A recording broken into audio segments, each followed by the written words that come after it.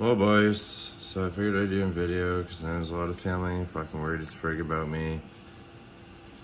So, I'm not living in my van anymore, I will admit. I had to do that for about 2 months in the freezing cold, and I almost died because of it, because my whole family told me to go frig myself. And I basically froze in my van. Yeah, it was pretty dicked. It was mostly my sister's fault, but yeah, I don't talk to her and her big goof boyfriend. Fucking assaulted me right in the fucking face, and like the cops are like on the way to my uncle's house, okay? So I'll tell you what happened. So I find out I have this dick virus, right? And I'm living with these goofs, right? And there's this guy that was frauding this huge builder, and like he used to be like kind of like a friend, but like I met him because he lived across the hall from me.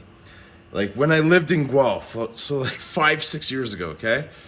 So I find out this guy's like totally frauding the fuck out of someone that's in my group circle. So I'm like, okay, so I can't be around you, and like I quit you. And I talked to the maintenance worker or whatever, and fucking became good friends, you know? And, yeah, basically I fucking quit him big time, and then, like, I was living there because, like, I was like, fuck it, I needed to deal with some things, you know? So, like, I left my house, stayed there, and then I thought I was like, okay, I'm gonna leave here and just live in my van, it's gonna be fine. Huh! No. That was not a great idea, but, you know, I had to get out of that house. So, like, I was trying to seek medical attention, and, like, this friend rents me a COVID-positive room on purpose to try to fuck me up. And I had, like, this HSV1 infection. So I used to have, like, pits in my ear or whatever. Dirty herpes, dude, but not the fucking panantler ones, thank fuck. But, yeah, it was fucking shit. So like that spread like in my ears started buzzing and shit, and I'm like, what the fuck is wrong with me? And I told my doctor about this many times, and he just fucking brushed it off.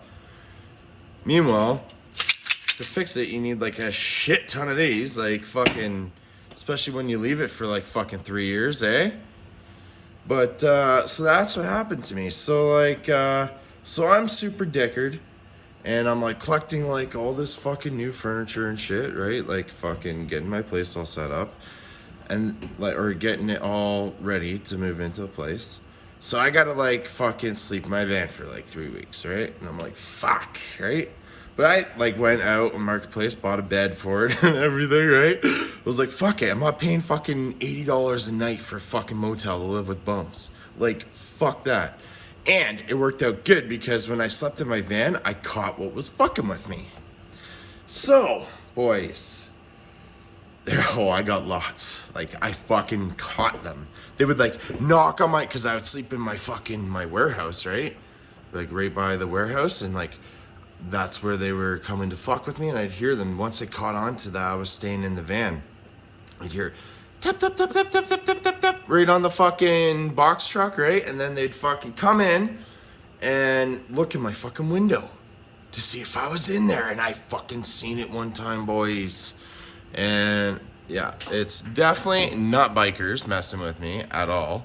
And it's definitely something foreign.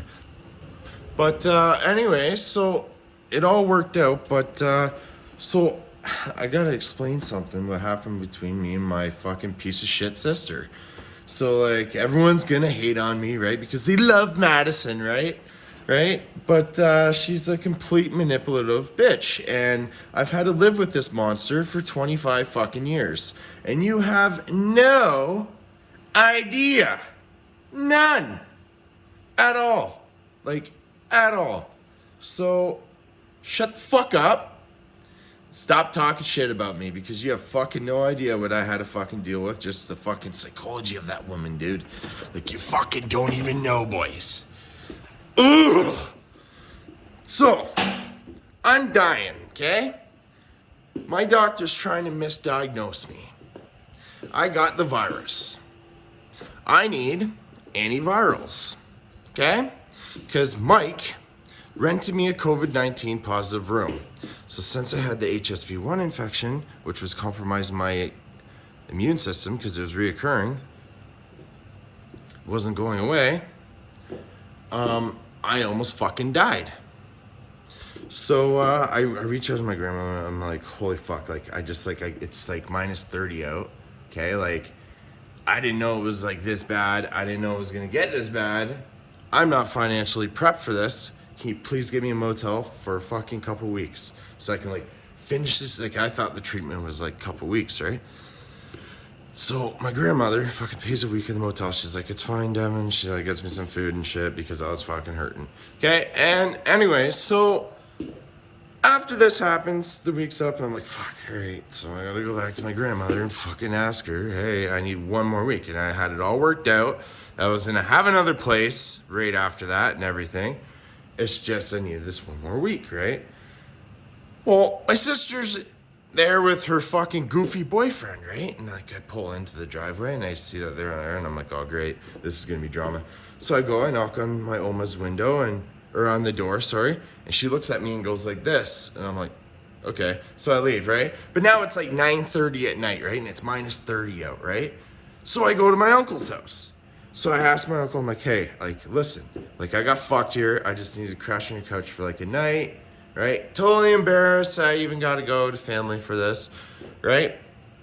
So what'd I do there? Well, I talked to him. Everything's copacetic. Everything's cool. He's totally fine with me. Like I used to go visit my uncle all the fucking time, right? And because no one else stuck up for him, everyone else threw him right under the bus with this fire bullshit, right?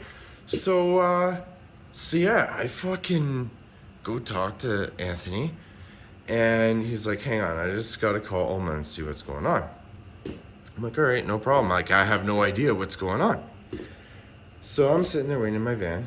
All of a sudden, goof fuck and my fucking goof sister show up flying behind me in this fucking Ford Escape. And I'm like, okay, I see what's going on, right? They get out, they're like, leave, leave, leave. Before Anthony even told me shit, dude.